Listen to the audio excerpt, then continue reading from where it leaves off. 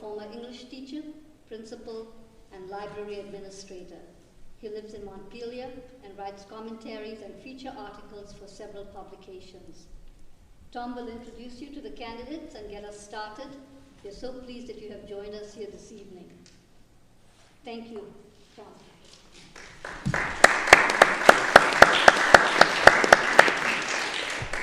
Thank you, Sue and Bob. It is a pleasure to be here at the St. Johnsbury Athenaeum. This is such a beautiful building in such a wonderful town. And here in the same building, we have an art gallery and library all in one. As Sue mentioned, I'm a former principal and teacher, but for some reason, the issue of that I was a former executive director of the library is what ends up on this today. Maybe because we're in a beautiful library, so, but it's great to be here. So this is a forum. It's not a debate, so we'll be asking the candidates questions, and the candidates will not be asking each other questions. The questions come from the League of Women Voters and other sponsors. Those are the questions we start with. And then we will have questions. We got a couple of questions in advance by email, and we'll be taking questions from the audience.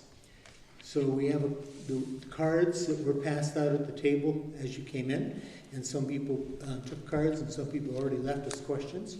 So that's great, and we have a couple of runners who will pass out blank cards for anybody who would like them, and also they will collect cards that have been completed. Of course, one of the hard things in life is talking and timing yourself at the same time, because it's hard to know how long you've been talking. So to help our candidates, neither one is short-winded, and neither one has much talking experience. That's not what that's unfair, because I'm a lawyer. I get paid by the word. So, so to help them, they're allowed 2 minutes per answer on the questions, and 2 minutes for the opening statement and the closing statement. And in the front row, we have a volunteer from League of Women Voters who has cards, who will let them know when they have a minute left, 30 seconds, 15 seconds, and when it's time to stop. So. Actually, I didn't tell the second candidate this, but Senator Benning drew one of the two cards to see whether he was going first or second. it's a fraudulent election. So he'll be going first in a moment when we get to the opening statements, and then Mr. Zuckerman will be going first for the closing statements. So you probably all know who the two people are here, but on your left we have Senator Joe Benning from Caledonia County running on the Republican ticket. He's on your left, and on your right is David Zuckerman running as a progressive Democrat, both for lieutenant governor. I got that correct, right? Joe on the left, David on the right? Okay. They did. We were speaking ahead of time, and they did ask me to just call them Joe and David. So we'll go with that. They've been meeting and having in quite a few forums and doing a lot of talking. So let's get on with this. And might I ask one quick question? Yes. Okay, I now see a number. I didn't know if it was just color-based, but now that we see that they've got numbers on them, that's They do. Great. Okay. Thank you. Yes.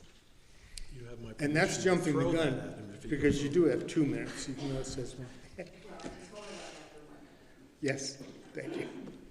So, Joe, would you like to start with your opening statement? I would very much like to thank you all for coming out here tonight. I want to use this as my first public opportunity to thank profusely the citizens of the Caledonia Senatorial District. I have had the honor and the pleasure of representing you in the State House for the past 12 years. My term is officially coming to an end in January. It has been a highlight of my life. I say a highlight because I like to continue with highlights. But for those of you that don't know me, I'm Joe Benning. I live in the town of Linden. I'm married to my wife, Deb. I like domestic tranquility, so I won't point out who she is in the audience tonight. You guys can figure that out. We have 2 children. Emily is our oldest. She is a paramedic in Stowe. Our son Justin is building machine parts down in the town of Norwich. I have been a state senator for 12 years, representing the district as a Republican. I like to think of myself as a moderate Republican. I have had the honor of also serving as the chair of Vermont's Human Rights Commission, and I've done several civic things in my lifetime. I am here tonight because I'm running for an office that I really cherish. I cherish the building. I cherish the body that works within that building, in which I would be a moderator. I've served as the town moderator in the town of Linden for 10 years, and I know all the players, and I know how they fit together. I also bring to the table something that unfortunately David can't, and this is not to disparage him, it's just a difference between us. I have a very good working relationship with Phil Scott, and I intend to use that to my advantage as a lieutenant governor. Thank you all again for coming out, and I'm happy to answer any questions you may have. Thank you. David? Well, thank you, Bob, I think over there, and Sue and Tom. Thank you for hosting, as well as the conservation voters, I didn't realize all the different co-sponsors, the Vermont Commission on Women and WILP for hosting this debate or forum. My name is David Zuckerman. I'm your former lieutenant governor. I also was a state legislator for 18 years. I'm also a father, a farmer, a small business owner, and I've really had that honor of serving for you for 22 years and hope to continue to do so. I'm not running solely because of my love of the building, but really because the vast majority of Vermonters are struggling financially. We have a climate crisis. We have a housing crisis. Many folks have been left behind as Vermont has become a playground for the rich. We've seen housing prices climbing with many folks moving in, which is a good thing, except it's making so that Vermonters can't afford to be here and live here. Folks are having a hard time putting food on their table. So when folks asked me to run, those were the issues they brought up. And I've been frustrated as a political figure for many years. I've worked to push bold ideas, and sometimes they've passed, but a lot of times politicians have nibbled around the edges, and we haven't really seen the progress on these major issues that we need to see. I will say that, of course, I'll be ready to work on day one, having been the lieutenant governor. I know the rules of the Senate. I know the players in the Senate. I've received the endorsement of the majority of the returning members of the Senate. And as I have in the past, I will run the Senate in a fair and even-handed way, but I will also use the office to bring more people into the process, to go to every corner of the state, helping folks really engage in the process with their legislators, representatives, and senators to help broaden those issues and that discussion to really impact people's everyday lives. Those struggles that folks are feeling every day are the critical issues of the day, and I look forward to working on those as your lieutenant governor. Thank you. Okay, thank you. So the first question is from the League of Women Voters, and this is the only question that the candidates received in advance. The other questions they will have not seen yet. So this first question, and David will be the first to answer it, and then we'll go to Joe. Describe your leadership style. How do you see yourself working with those who have differing views? Well, a few things. As a legislator for 18 years and a member of the Progressive and then Progressive and Democratic Party, I've often been in the very minority viewpoint from a party perspective. On the other hand, what I did as a legislator, and in fact was named a chair of a committee by the Democratic Speaker of Agriculture back in the early 2000s, was because I was someone who could collaborate and work with people, whether we had agreement on issues or disagreement on issues. The first key is making sure everybody is comfortable voicing their positions on the issues at the table, that they're prepared and willing to bring forth ideas and witnesses and make sure they're all welcome in the process. And so as a chair of a committee, that's what I did, and we led to many successful pieces of legislation helping small farmers and different aspects of our agricultural community. But also working with allies both in and outside the building, as well as folks who are opposed, to find ways forward with legislation that doesn't, that makes progress, but then also isn't offensive and make people feel like they will shut out. One of the pieces of legislation I'm very proud of is a piece you may or may not have heard about around Lyme disease. I work closely with Lynn Dickinson, a representative from St. Albans, where we didn't agree on a lot of issues, but Lyme disease affects electric line workers, loggers, folks that work in agriculture, our recreational folks, all across the state. Almost everyone someone has been bit by a tick, been impacted by Lyme disease or other tick-borne illness. And we worked hard together to come up with a bill to make sure doctors who practiced a wider range of scientifically supported, evidence-based methodologies to help folks with Lyme disease would not be sanctioned by the medical society. When you work with people and develop relationships with differences, you find those places of commonality and you get things done. Thank you. Joe? So my very first bill in the legislature was a bill to create an expungement process. Many of you may not have recognized this, but prior to 2011, when I first got there, if you had a low-level criminal offense on your criminal record, that was something that stuck with you all your life. I looked at that and thought that's not the way life should be. If you're somebody who got picked up as a teenager, for instance, at the age of 17 on a small possession of marijuana charge, and now you're a grandparent prevented from escorting your grandchild on a class trip somewhere, that to me was just not the way Vermont should be.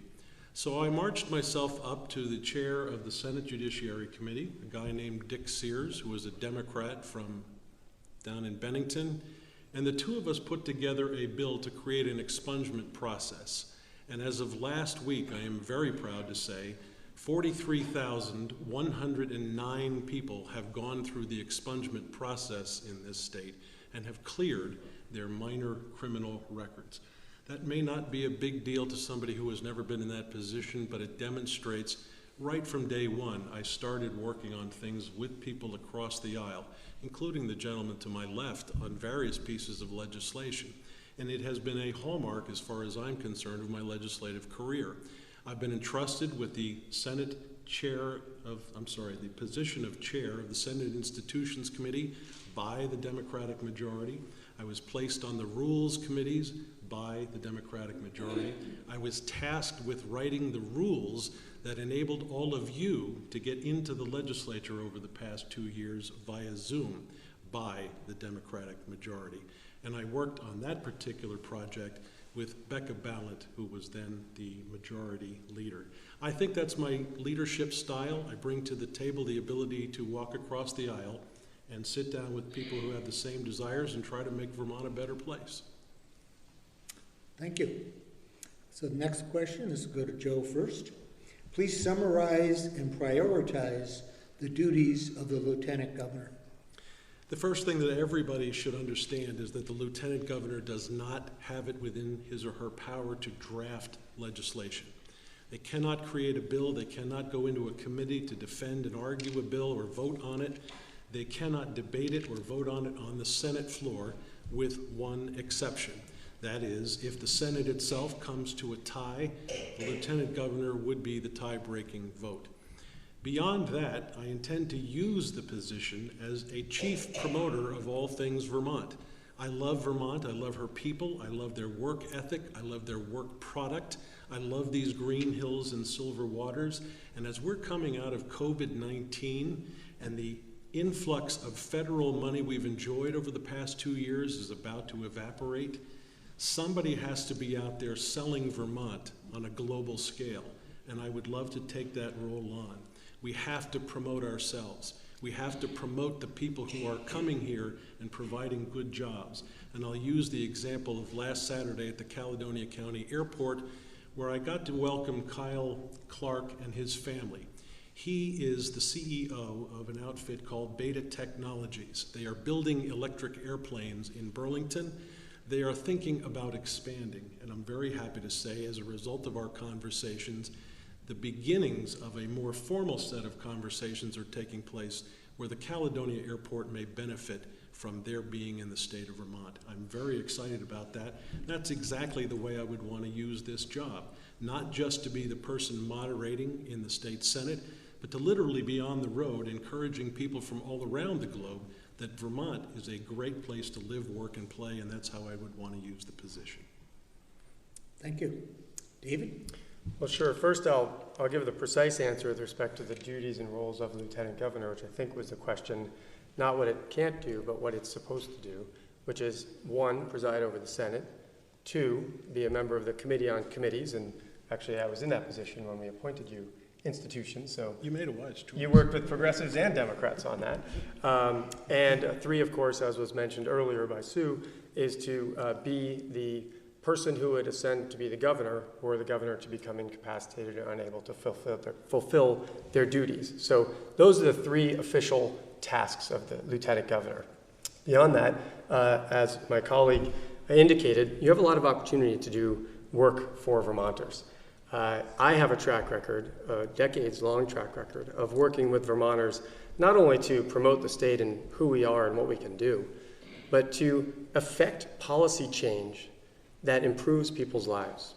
Whether it was marriage equality, cannabis reform, raise the minimum wage, changing our agriculture policies so that you now see a much more vibrant, diversified agriculture sector, so that we have more resiliency when it comes to a pandemic or otherwise, with local food being produced. These are the product of working in collaboration with Vermonters all over the state. Lieutenant Governor is a perfect position for someone who has that experience and those connections in every corner of the state in terms of bringing people into the process, as well as the many assignments that the Committee on Committees makes when tasked by the legislature to assign folks from the Senate in general. The Senate often gets to appoint to the Human Rights Commission, the Commission on Women. There are dozens of these commissions, and all those appointments come through the Committee on Committees on which the Lieutenant Governor serves. And so the impact on the policy and the discussion can be quite robust, but it's important to know people in every corner of the state, and I've been doing that work in every corner, bringing people in for over 20 years. And I look forward to continuing that. And it was those folks around the state that called me, as I said in my opening, asking me to run because of that collaborative process that I bring to the table. Thank you. Okay, thank you. The next question, which will go to Joe first, is from the Women's International League for Peace and Freedom. The Lieutenant Governor has a voice on issues. How would you use that voice in the state? One of the best things that I remember from my college days was the opportunity to meet various diplomats from around the world who would come to the Northeast Kingdom through the legislative process, but end up at what was then known as Linden State College. That has continued on through my life at Vermont Law School, where I had the opportunity to not only be introduced to players from around the world, but also to be part of the process of selling Vermont in various quarters of the United States as someone representing the law school. In the Senate, I have had the wonderful experience of getting up close and personal with many individuals who have come from around the world to give them a tour of Vermont as well as the State House. It just happens to be I love history and I love broadcasting what we're all about. And given that opportunity as a lieutenant governor, I think is the perfect thing for me to work towards the end of my life, quite frankly. I enjoy that experience. I think it is a wonderful opportunity to be the first door as you walk in to the west side of the State House, which is where most people come in.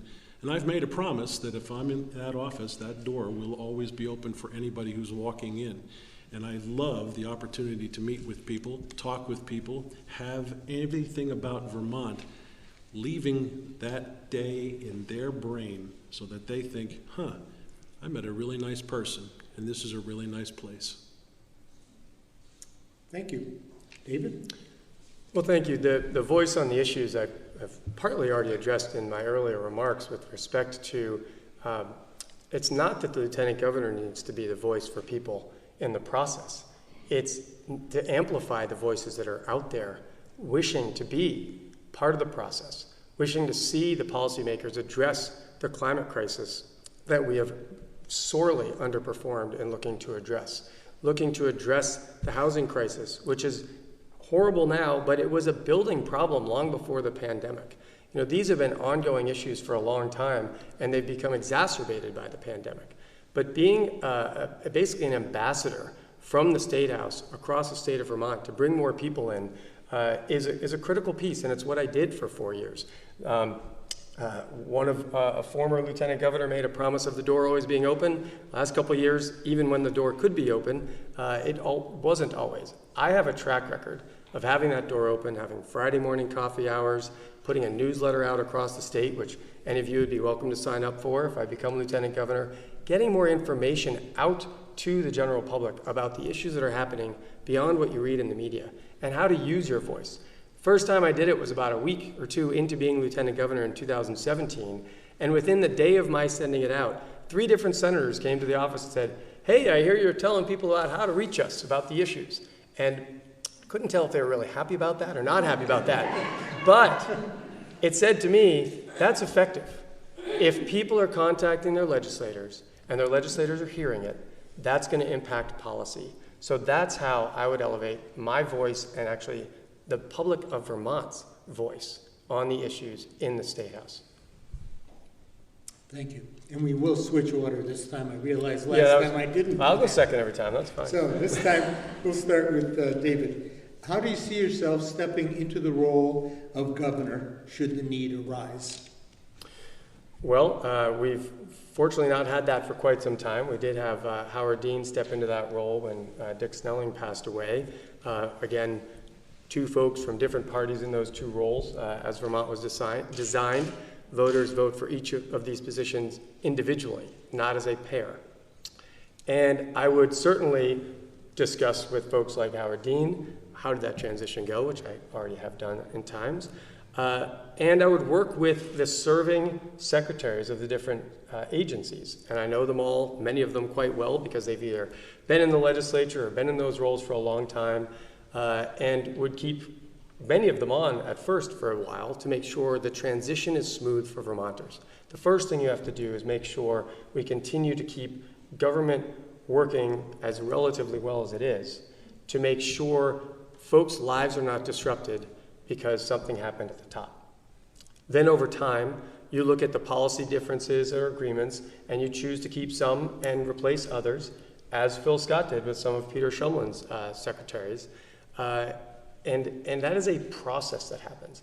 But again, the first and most important thing is to make sure the processes continue to go smoothly and the policies of government are applied and the laws of Vermont are applied to Vermonters in the manner that they are supposed to be.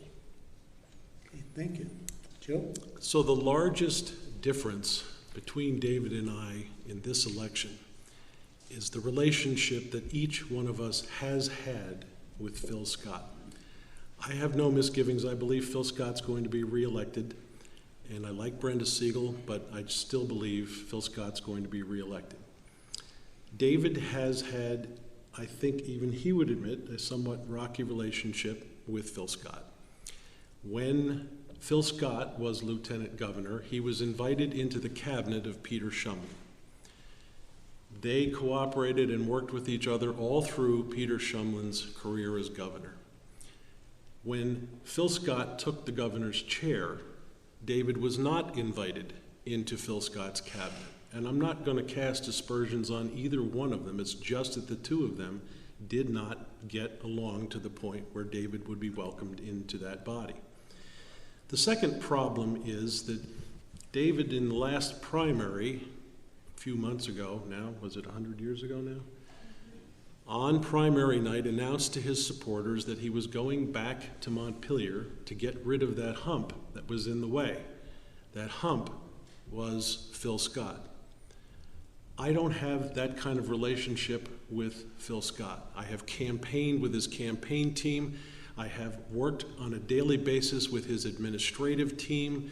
Most of his players have come through my committee looking for money from the capital bill, and we have worked long and hard on various issues. And one example I will give, not 3 miles from here, maybe even 2, is the Lamoille Valley Rail Trail. Phil Scott had the vision that it ought to be completed, 93 miles of a linear park, if you will, for recreational purposes. He had to get money for that project. That money came through my capital bill, and I fought against people who were trying to get that money to be spent elsewhere. But if you travel that road today, you will see on the rail trail itself numerous infrastructure problems currently being finished to complete that trail. Okay, thank you, Joe. David asked if he could have a respond to that, so we'll make an exception and give you up to a minute, and then Sure. Joe, you can speak again if you'd like to. I appreciate that. I certainly never talked about getting rid of the governor. I just want to clarify remarks. I have deep respect for Governor Scott, and getting rid of is in my mind, part of the kind of language that would fit within other states' kind of language, and is not the kind of language I would use. I want to point out, as far as casting aspersions and how or what these things happened, it was actually before the governor took the office. It was within about a month of when we were both elected in 2017 that he did call me in and said, I was a part of Peter Shumlin's cabinet. It was useless to be a part of the cabinet. I stopped going to those meetings, and there's no point in your being a part of my cabinet because it didn't seem to do any good. That to me was very unfortunate. I went to him and said, we have a real opportunity in this divided government of Trump and Democrats to say, look, in Vermont, we have a Republican governor and a progressive Democrat lieutenant governor. We have areas we could agree on, as we discussed earlier, and there's a real opportunity here. He chose not to do that. So let the facts explain the situation, and you can interpret them how you wish. But I will, again, when I become lieutenant governor, extend my hand, be prepared to work with the governor on any number of issues, and I'm happy to do that. Okay, thank you. Joe? Are you... So, David, I happen to have the exact quote, at least as it was quoted in 7 Days. You said, let's remember what this is all about. Vermonters are hurting. We're doing it for the folks that don't have a voice in the system. And we've got 3 more months for this race. Let's take this energy and use that energy to win in November and then go down to Montpelier in January. And even if we have a governor that is in the way, we can ride right over that hump. To me, that is a clear signal to the person you need to be working with at a time when the COVID dollars from the federal government are evaporating.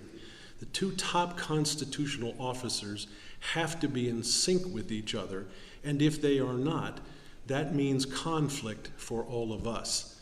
So I am not trying to cast aspersions or anything. The fact is, you don't have a good relationship with Phil Scott, and that is one of the facts I believe voters should be considering in this race.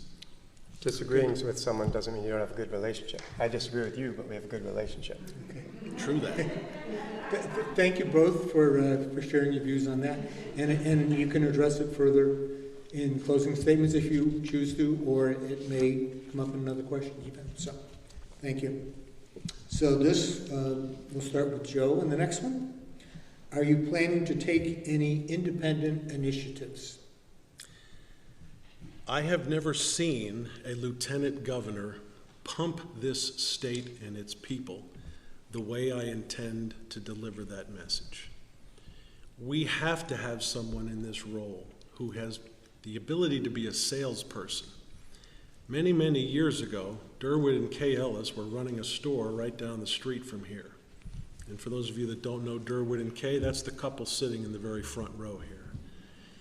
And when they did, I was working at a radio station right across the river called then WTWN, and I became a salesperson. And amongst the many places that I went to pitch radio advertising was to their store. The idea being that you take the desire of someone to generate something for the economy and you broadcast it to the world. That's the role of a salesperson, and that's the role I would want to bring to this office.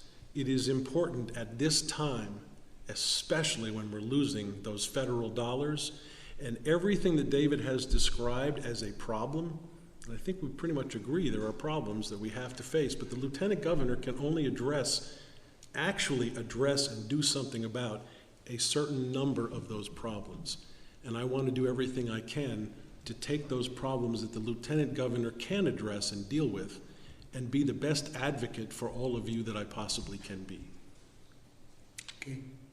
Thank you, Joe. David? Well, thank you. I want to talk about what the lieutenant governor's office can do. It's often been discussed by my opponent about the limitations of the office and how you can't impact things or can't really change things. And then, of course, we debate all the issues that he sometimes indicates we can't do anything about. When in reality, there is a lot you can do. And some of these questions have touched on similar issues that we've been discussing. But I don't necessarily want to travel the globe to bring people to Vermont or encourage and sell Vermont to people around the world. We have people in Vermont who need their issues to be addressed. We have people in Vermont, my 16-year-old daughter, and some of your children or grandchildren, who are talking about not having children because of what's happening with the climate. We need to address what we can address here at home. We need to address the climate, and I will highly work on that with the Climate Solutions Caucus, with the governor, with anybody who's willing around the state to address a growing economy and a changing economy that can address the climate crisis at the same time. This is agriculture, it's beta technologies, it's what we do individually, it's what we do in our communities, it's where we build affordable housing and how densely we build it in our town and village centers to not only be more energy efficient, but also create a better life opportunity for those young Vermonters so that they can stay. If we have town and village centers with enough people that you can have that town store thrive, or a hardware store, then suddenly the distance people have to travel to get things isn't 20, 30, 40 miles like we often see around Vermont. So to me, it's about using the office to recreate and relocalize our economy and tackle the climate crisis so we can have hope and opportunity for the future for our children and grandchildren, and even for our day tomorrow and the next day, because we're in it now. It's an urgent issue of today as well as the future. Thank you. Thank you. Joe? David and I don't really disagree on climate change and the human impact on climate change. Where we definitely disagree is what Vermont can actually do about that in trying to bring about change. Vermont has a limited set of tools to work with. When we try to overachieve, we are really doing a disservice to those folks who are worried about the climate, like our kids. Because Vermont cannot bear the burden of climate change correction by itself. We can't tell Ford, Toyota, GM, etc., that they have to build all electric vehicles. We don't have that within our power. We don't have the right to destroy mountaintop ridge lines in order to install intermittent power sources, because those intermittent power sources are sitting atop our best wildlife corridors and carbon sinks. There's part of this conversation that needs to be at the national level, and one of the reasons I'm in this race is I'm concerned about politicians who are trying to use the state of Vermont to do what should be done at the national level. And I know what our limitations are, and they get exacerbated when the federal government says, you're not going to get the billions we have sent you. You're going back to being able to sustain yourself. And I really believe we have to be intelligent in how we move forward to address the problem. Part of it is at the national level, part of it is at the state level. And when I hear words about consolidating our communities, to me that says to those of us who live in the rural parts of Vermont, watch your wallet, because the lowest hanging fruit in this discussion is gas-powered vehicles and the oil that you use to heat your homes. We can't put that burden on ourselves. It has to be a conversation at the national level. Thank you. David, would you like to respond? Well, I would just say I appreciate all the concerns my colleague here has brought up. Not any of them I think that I really proposed with respect to placing the burden on any particular people. I think if your town is stronger, your whole town is stronger. If your village center is healthier, your whole town is stronger, because you actually would have to drive fewer miles to get to the hardware store instead of 3 towns away to the St. Johnsburys or the Middleburys of the world. And you know, it begs the question, historically, has Vermont punched above its weight? I'm pretty sure everyone in this room can think of at least one, if not 3 or 4 places where Vermont has punched above its weight and led the way. We led the way with marriage equality. We've led the way with no billboards. You know, we have led the way in numerous ways with respect to, I would say, decency and civility and democracy. We're leading the way with voting rights. You know, these are things we can do, and we can do many issues around the climate crisis within the limitations that we have to lead the way with innovation. We've led with innovation around affordable housing with the housing trust model.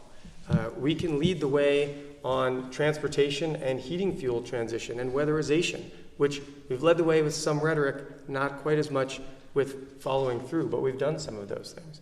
So I'm not going to limit us. If we limit ourselves before the opportunities that present us, then we're shorting ourselves of what we can do. Thank you. I appreciate how the two of you are working hard to show the ways in which you're similar and the ways in which you're different, and you're doing that very politely. So. I did that with my haircut. I was trying to get more similar. I already went down this road with you, Dave. I know. I'm still mad at you for not donating your locks to me instead Exactly. of Exactly. The next two questions, I'm gonna ask them, even though they touch on issues that have already come up, but they'll give you a chance to maybe develop these points further. So this will go to David first, and again, you already have talked about this, but the Lieutenant Governor has a role in appointing committee members. How will you make decisions for these committees? So David first. Well, certainly I've got the experience of doing that twice and look forward to doing it a third time. The first thing is you want to make sure that there's some continuity from the past to the future because the workload on senators serving on two committees with the scale of the tasks they have to take on, if you had all new people on a committee and none of them had the institutional knowledge and history on some of these issues, I think that would be a real challenge for the process and for the people of Vermont. Secondly, you've got new people coming in. This year, at least 11, and maybe more, but likely 11, which is a pretty big turnover. So you want to make sure you find out the interests and the expertise of those individuals and apply them in the best way you can to the committees that they're both interested in and know a lot about. But you've also got to look at the chemistry between people. I know Joe's talked about that in some other discussions we've had. I'm pleased that I've received the endorsement of the majority of returning members, and I believe I will have the endorsement of the majority of the new members as well, with respect to knowing who they are, having been Lieutenant Governor, the experience they have with me as Lieutenant Governor, or the experience they have with me from when they were either in the House moving to the Senate or in that community work that I had done before. So I will work with, of course, the Committee on Committees, the most arcanely named committee that ever existed in the universe. I suspect Senator Mazza will be on that again, as he was when I was Lieutenant Governor before. And it looks like Senator Philip Baruth will be on that committee as the President Pro Tem. And all three of us have deep respect for each other. Senator Mazza even sent me a text a while back saying, I miss you being up at the podium. I look forward to being there again. And Senator Baruth has endorsed me many campaigns back when sometimes other people wouldn't. So we have good relationship. The committee will work well together to make committees that work well and look forward to what's possible for the future. Thank you. Joe? So I'll start out by saying, Dave, it's easy to say that you have the majority of returning legislators who are endorsing you because they are members of the majority party. I happen to have all 7 of the Senate Republican caucus for what that's worth, but quite frankly, I don't think that's really something that bears a great deal on the answer to the question. This is a story of my first appearing in the legislature. I'm an attorney. I served on a school board. I served as a president of Lynn State College Foundation and the Rotary Club, and I had some interest in the way government process works. So when I was asked, what committees would you like to be on? I said, well, I'm an attorney. I'd like to be on the Judiciary Committee. I've been on a school board. I'd like to be on the Education Committee. And I really enjoy history and how the government process works, so government operations sounds like a great choice. The Democratic majority promptly put me on natural resources and energy and institutions. I'm not going to call that politics. I think as the new kid on the block, you're bound to get caught up in that process of they put who they think belong on committees, and then at the end, they got the newbies, and how do you deal with the newbies?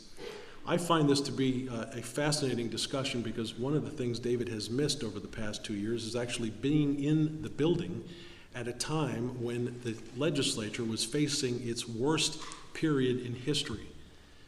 1836 was when the state Senate was created. And since that time, we have never had to deal with Zoom conferencing or COVID-19 or do you wear a mask, do you require vaccinations? People's attitudes were exposed in the rawest way. And knowing how that happened and what the end result was is an important part of the process in deciding going forward who should be on what committees and who should not be on certain committees. So I think at least as far as the last 2 years is concerned, I've got a little bit of an edge. Okay, thank you. And Joe, this question we'll have first.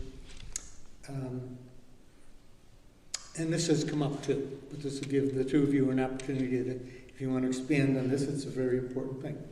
As Lieutenant Governor, how will you work with the governor, especially if he or she is of a different party? So, Joe? So let me start with Phil Scott, and then I'll get to Brenda Siegel. Phil Scott and I today were down in Rutland doing a ceremony for the opening of a new housing project. Phil Scott and I have enjoyed working together. His campaign team and I have enjoyed working together, and his administrative team has enjoyed working with me as well.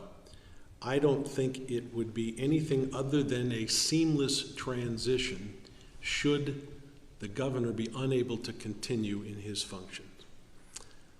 Let me skip ahead now to Brenda Siegel. I like Brenda Siegel.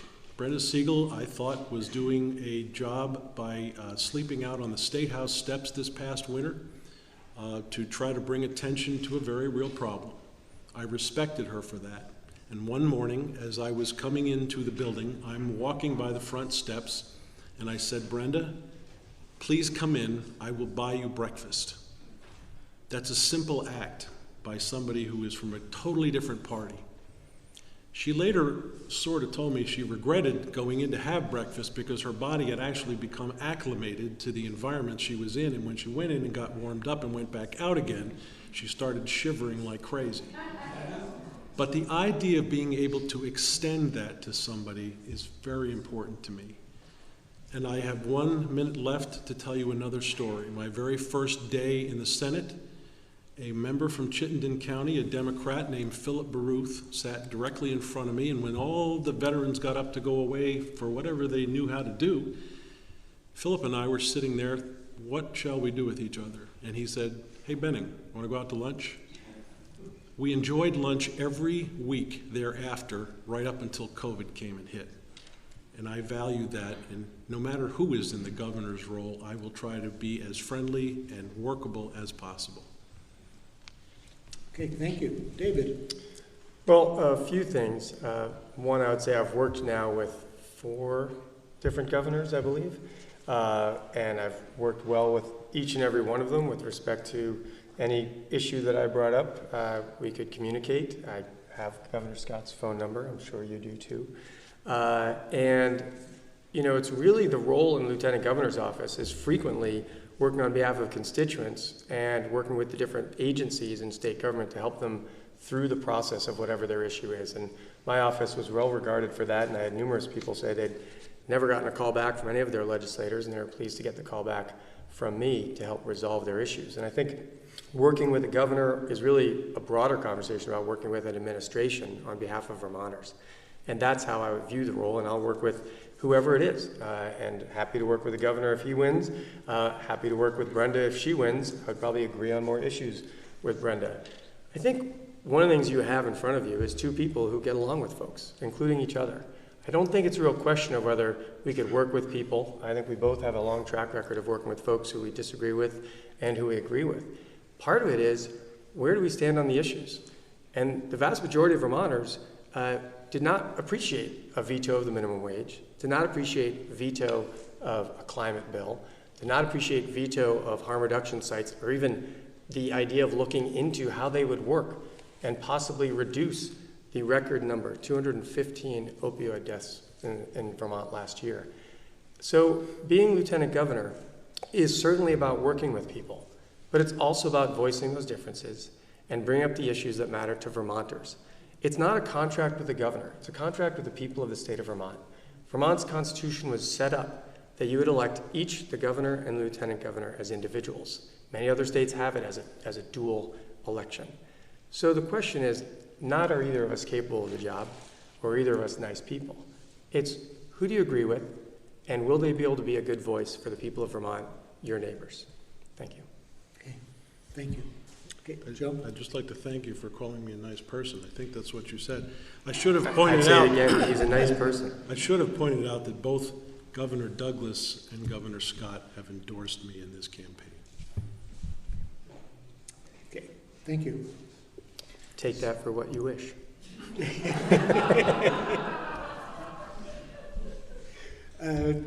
So audience members, we have a few questions. We have a couple of questions that I'm going to start on now that came by email ahead of time. And then also, we have a few questions from the audience this evening. So when we were here in June for the primary debate for Secretary of State, we had a lot of great audience questions. So we don't have as many tonight. So, but if you still want to ask a question, please do that. We have a few to go here. But this next one came by email, and also it is someone here tonight asked the same question. So I'll ask this one. And this will go to David first. Will you support a comprehensive revision of the 1987 State of Vermont policy on solid waste disposal and related treatment of landfill leachate? Well, I have to say, I don't know that I know the exact specifics of that bill. You're answering it first. You might know better than I. A chicken in every pot. No, sorry. Certainly the legislature does revisit and adjust such laws. And I know that we now have just the one landfill, and it's in Coventry. So I suspect that's where part of this question comes from. And I certainly met with folks as lieutenant governor, both in Coventry and around the state, around leachate and runoff into our waterways and groundwater. And I think there's some real considerations there that need to be visited because it's a real concern, especially to people up this way, around the pollution and the impacts. My father passed away from cancer that was likely caused by radiation from surgeries he was doing and not wearing a lead vest, because we didn't know what the impacts would be, sometimes from repeated exposure to low levels of things that are presumed safe or might be safe supposedly at low levels. But we keep learning over and over that that's often, unfortunately, a bad assumption. And as someone who pushed hard on GMO regulations and sort of the concept of some of the chemicals being used in GMO agriculture being safe at low levels, I think it's something that really resonates with people now around the idea of the precautionary principle, where in Europe, before things are allowed to be used on all of us as guinea pigs by our chemical companies, by our landfill companies because of what they take in this case, or whatnot, they've got to be proven safe instead of us discovering after the fact that they're not only not safe, but now they've permeated everything. This is true whether it's PFAS, which is in just about everything, and we know obviously what happened in Bennington, but it's frankly in all of our products and in everything we have. And we worked on that with our firefighters, which, by the way, I have the professional firefighters endorsement because of some of the work we did to remove those fire retardants from your furniture. So I would think back to solid waste, since I have about 7 seconds left.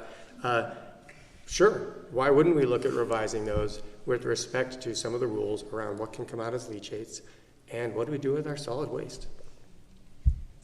Thank you. Joe? So let me I start hope by I made saying, it easier for you.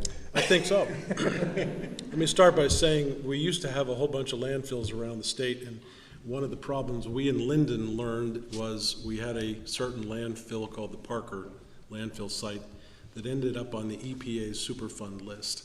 And I, at the time, was representing the town of Linden in that legal action that was quite a bit of cost to the town. I don't ever want to see us get back to the position where we are dealing as individual towns with the federal government to fight a Superfund cleanup site. It is not healthy for any of us. We have now only one landfill in the state of Vermont. We all in the kingdom know it's in Coventry. I have two observations of that landfill. One is the methane gas that's being burned off. I have never heard a complaint about that part of it. I have heard the complaint about leachates leaking into the water streams, and now the folks in Quebec are rightfully raising concerns about what they may have to face. Should we be revamping? I think we have to constantly revamp, not just as a state, but also as a nation. David made mention a few moments ago about the state of Vermont punching above its weight level. This is the classic example of, if we try to do something the wrong way, we're not punching above our weight, we're punching ourselves in the head. This is a national conversation. If you're going to try to decrease the waste stream, Vermont cannot do that by itself. New Hampshire sees a golden business opportunity every time we try to do something like that, and we do it to our own economic expense. We have a national government for a very good reason, and the national government is empowered to tell Debbie's Snack Cakes, you name that thing that is appearing on your shelf, that they have to change the packaging. But if Vermont tries to do that on its own, we are going to not accomplish anything other than drive ourselves to the poorhouse, because we can't compete with the states around us. Thank you. So the next question gets the award for the longest one of the evening. So it has 3 acronyms in it, and I'll explain the acronyms first. So one is ANR, which is, of course, the Vermont Agency of Natural Resources. Another one is VAAFM. I bet a few people know what that is. Vermont Agency of Agriculture, Food, and Markets. And the third one is PFA, or PFAS. And PFAs are, it stands for per and polyfluoroalkyl substances. I don't know why people call it PFA, but wouldn't they like to say the longer version? Anyway, I almost got through it. You did well. So the per and polyfluoroalkyl substances. Anyway, and so, and this is from someone at Earth Community in Burlington. Sarah Knight, she says she's an Earth Community advocate and researcher. In the spring of 2021, the Conservation Law Foundation wrote to ANR Secretary Julie Moore and VAAFM Secretary Anson Tebbets, urging them to disclose any PFA ingredients in pesticides used in Vermont, but no response was provided. PFAs are man-made bioaccumulative toxins which never break down and cause adverse health effects at single parts per trillion.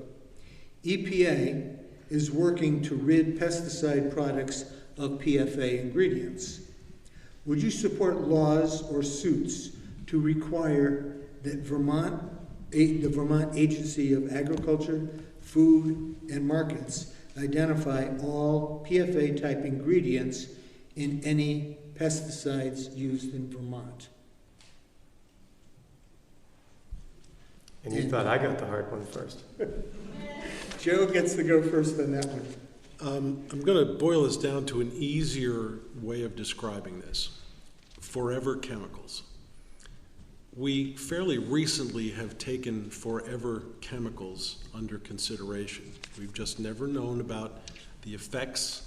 We've never thought about the effects and never really had any system in place to address those effects.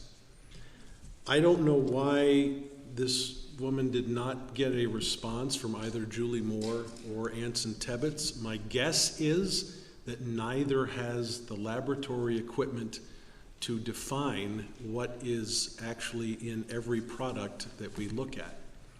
I think most often of fire retardant being a source of Forever Chemicals. Fire retardants are not made in the state of Vermont, which is why I come back to saying this is not a Vermont problem, it is a national problem. I'm not trying to say it's not a problem. I'm only saying that our state, with its limited income, its limited abilities, cannot wrestle with questions of this magnitude to the satisfaction of where I think this woman would prefer we go. So you have to understand that there are arguments to be made, but they have to be argued in the proper jurisdiction. To me, Forever Chemicals are an issue for Congress, not for the office David and I are currently running for. Thank you. David? Well, a couple things. I think Joe did a good job of summarizing the topic of forever chemicals. I would say that Vermont in the past has often teamed up with other states, be it California, which is basically the 6th largest economy in the world, so they've got some clout over these companies, and other states to sometimes tackle these kinds of issues. So I think Vermont can certainly join with other states in either compacts or political alliances to potentially take on some of these issues. With respect to the labs being able to test for PFAS, actually the makeup of the different chemicals is not something that's unknown. They could find out by just simply calling the chemical companies. And frankly, there's probably 15 to 25 major sprays, it may even be less than that, that are used in agriculture on our farms, on our conventional dairy farms in particular, that one with a little bit of research could probably find that information out. One of the things I did as Lieutenant Governor last time was I held a movie series around the state. And in casual terms, I'd call it a provocative movie series. And it was showing documentaries that addressed major issues that we face. And one of those movies was The Devil We Know, and it was specifically about PFAS. And I showed it not only at the Capitol, but I also took it down to Bennington County. And in both places, we had between 50 and maybe 150 people.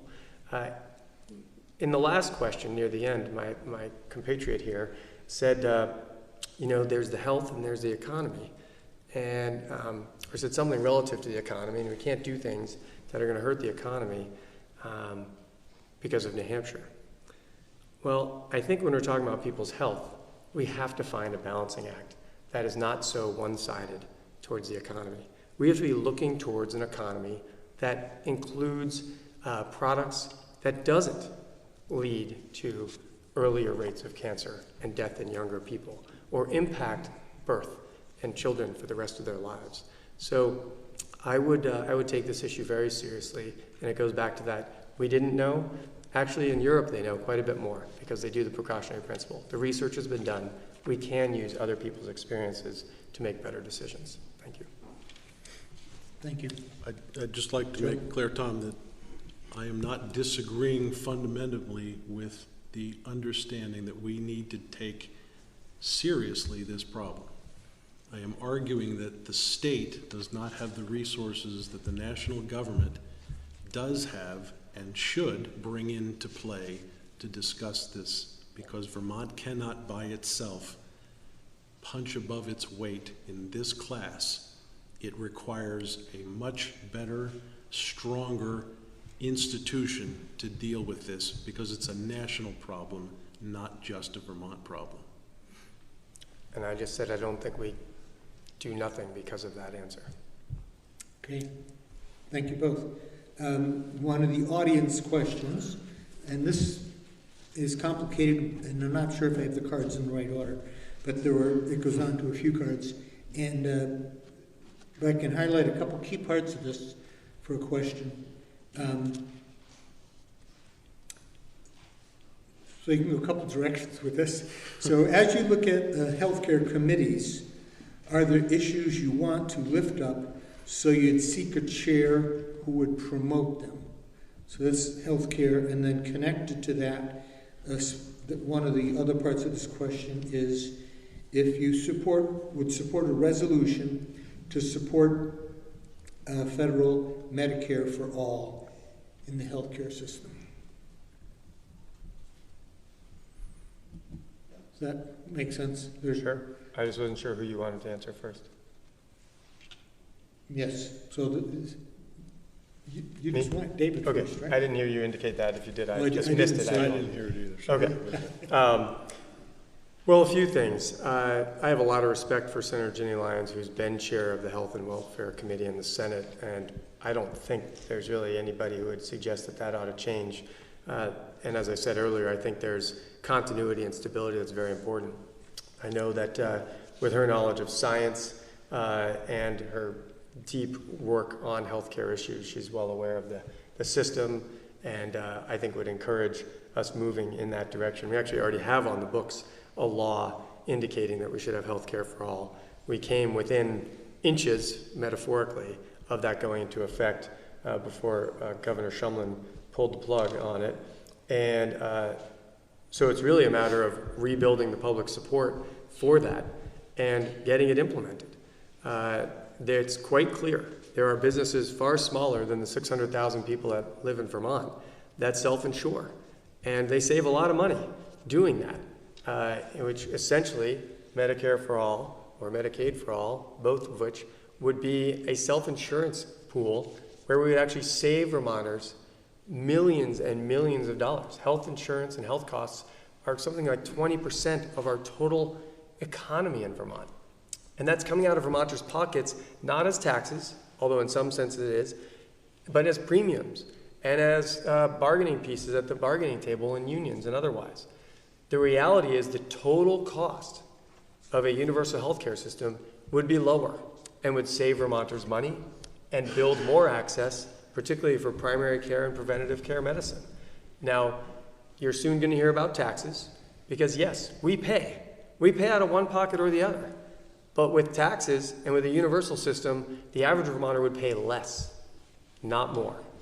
And as we talk about Vermont being unaffordable, this is a major piece of Vermont's affordability crisis that fits within the housing and transportation area is also healthcare. Thank you. Thank you. Joe? So I hope to see the headline in the Caledonian tomorrow saying there are at least two big differences between us, David. We addressed this issue extensively, and I'm going to talk about the second part of the question. Should we have universal health care in Vermont for all? We went upside and downside, every side you can imagine, trying to investigate whether the state of Vermont could sustain that.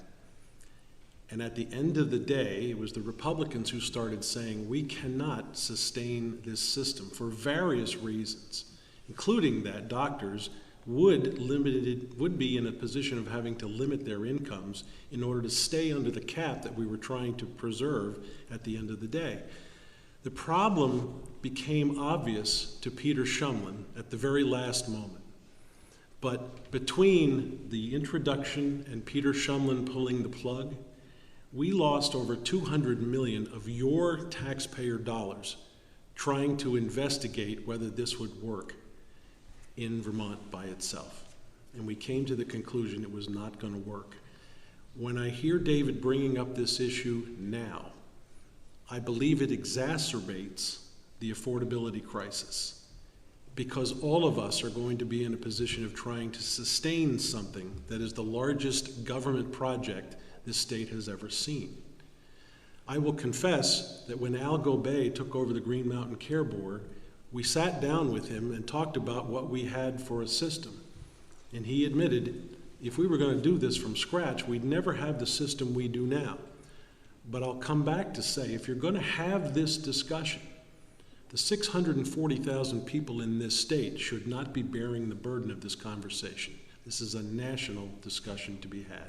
I will agree with David on Senator Ginny Lyons. You certainly don't want to appoint somebody to a chair of a committee that opposes everything the committee does.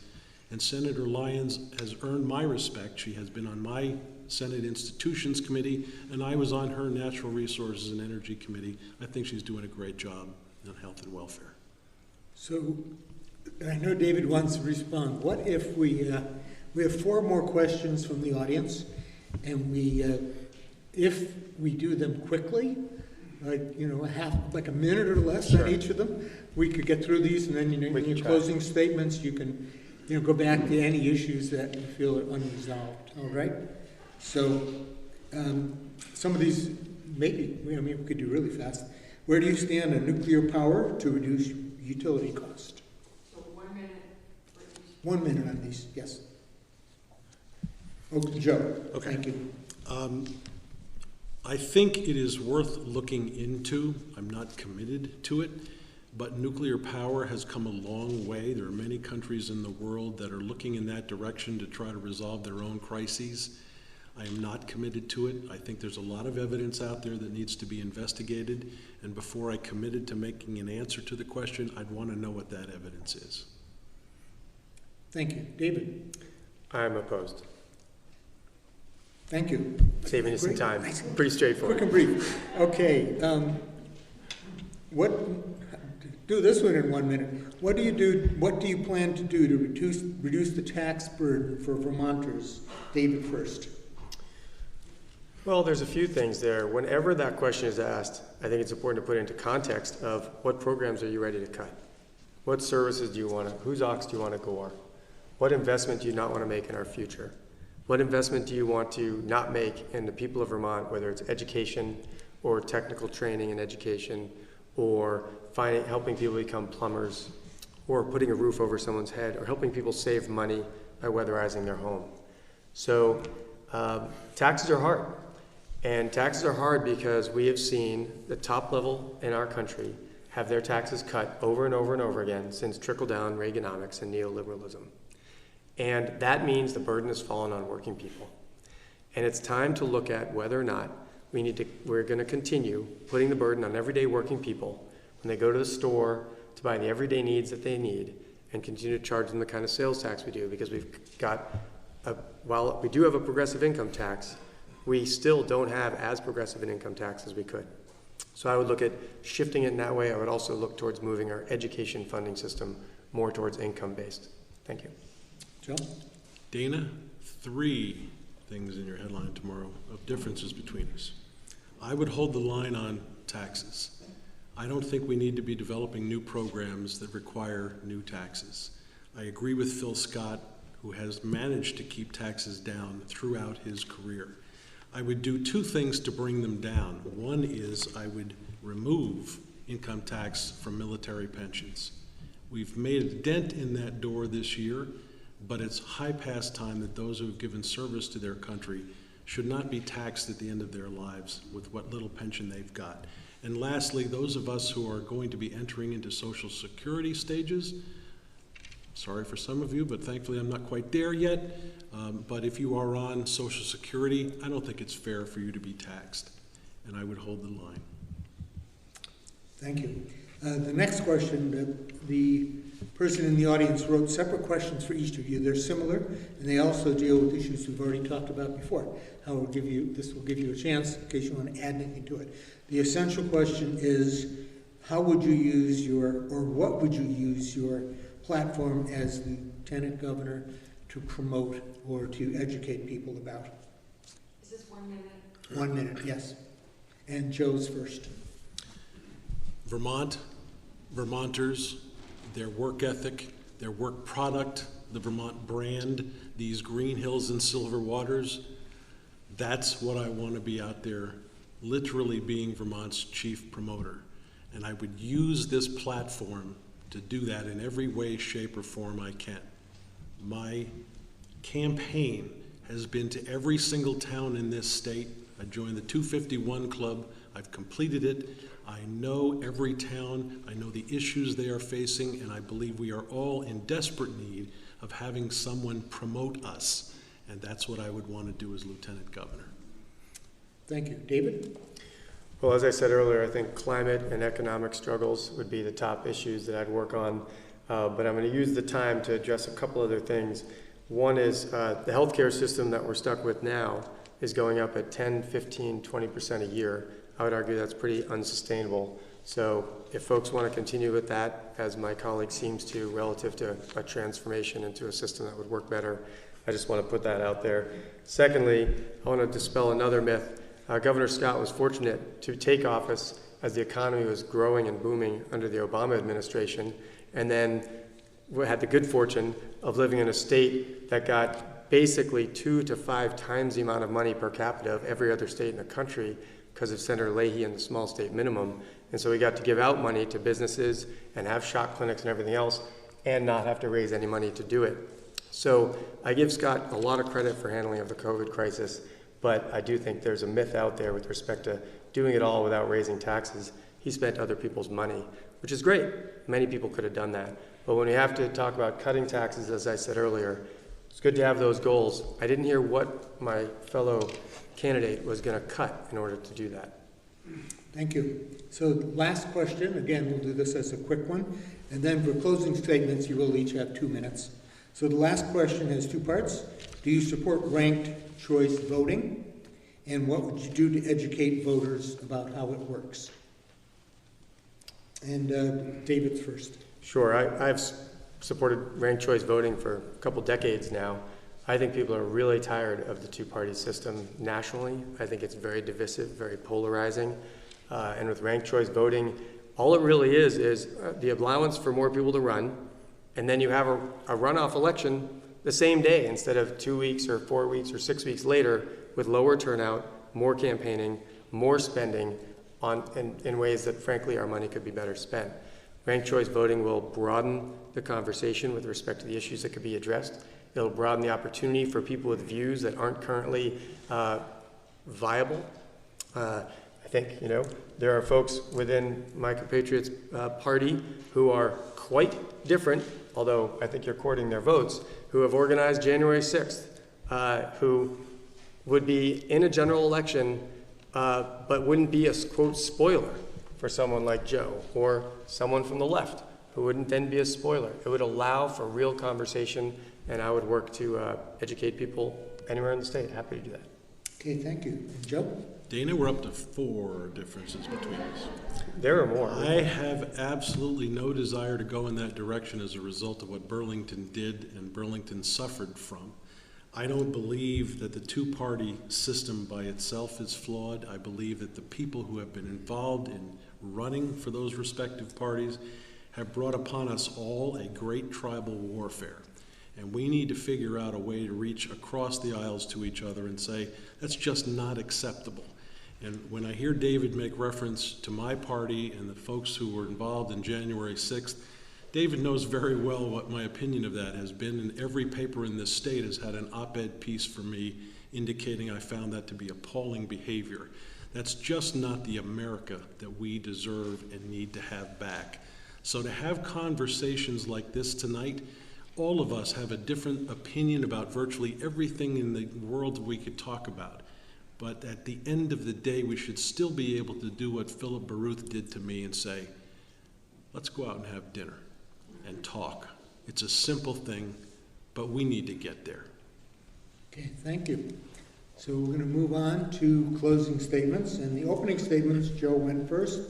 So the closing statements, David will go first. This is 2 minutes. Well, I appreciate the evening. It's been a pleasure, Joe, as it always is, and hope it's been informative for everyone in the audience. As I've spoken of, I have a proven track record of being an effective advocate, as well as being an effective lieutenant governor for Vermont and Vermonters. I've fought as an advocate with Vermonters to help raise minimum wage, GMO labeling, marriage equality, cannabis reform. I've worked on healthcare improvements, local agriculture bills that have fueled the local economy and our resilience to the climate crisis. I'm running to make things better for my daughter, for your children, and your grandchildren. This election, folks do have a choice between business as usual and laissez-faire governance and bold leadership. From what I've seen, business as usual has left Vermont less affordable for everyday Vermonters. Costs are driving out, housing costs are going up, and it's hard to put food on the table. Young people are leaving the state, and the COVID migration to Vermont is exacerbating that, while it's also something that we appreciate because we want people to move here. When serving as lieutenant governor, my door was always open. Joe, I think you drank a few cups of coffee in there over the years, as well as to Vermonters all across the state. Those coffee hours were a part of bringing people into the State House to be able to amplify their voices, to help them navigate the halls of the beautiful and important building that we have that symbolizes what democracy can be when people get involved in it. We have to increase people's access to the halls of power. My passion for service to Vermonters does not stop at the office door. Treating people with dignity is something that I've done through my 20 years of office, working with people across all aisles, not the aisle, to get them involved in the process. I look forward to being lieutenant governor and hitting the ground running on day one. And if anybody has any questions about me, you can reach out through zuckermanforvermont.com. That's Zuckerman, FORVT.com. And thank you for the evening. Thank you, David. Joe?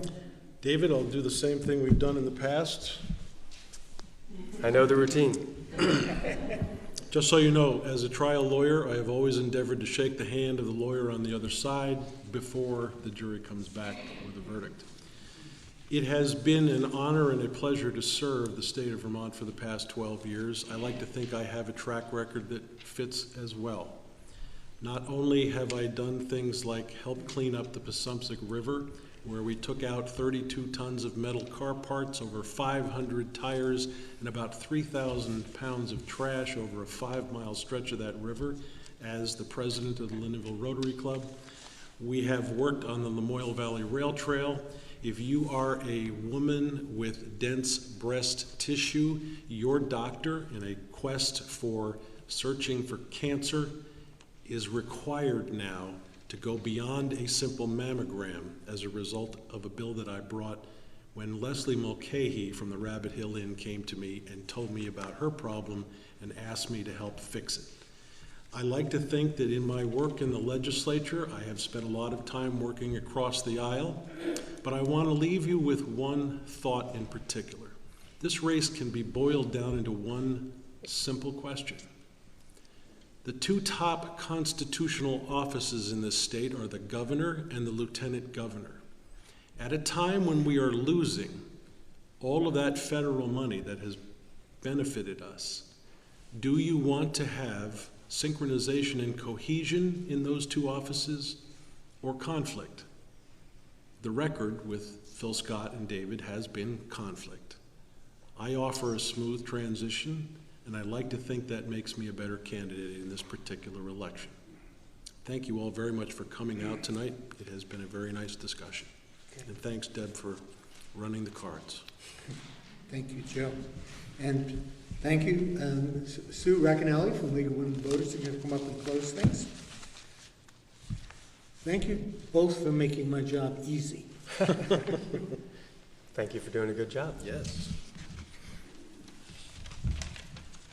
On behalf of the League of Women Voters, I want to thank the candidates, Senator Joe Benning and David Zuckerman, Kingdom Access Television for streaming this forum, St. Johnsbury Athenaeum for hosting us, our moderator Tom McCone, our volunteers, and our co-sponsors, the Vermont Commission on Women and the Women's International League for Peace and Freedom, and you, our viewers, for being here this evening. A reminder that all active registered voters will receive their ballots in the mail by late September for the November 8th general election. You can vote early, you can vote in person at your town or city clerk's office, or you may vote in person at the polls on Tuesday, November the 8th. Make an effort, make a decision, make a difference. Every vote counts, and we know that to be the case in Vermont. Good night, and thank you for being here today.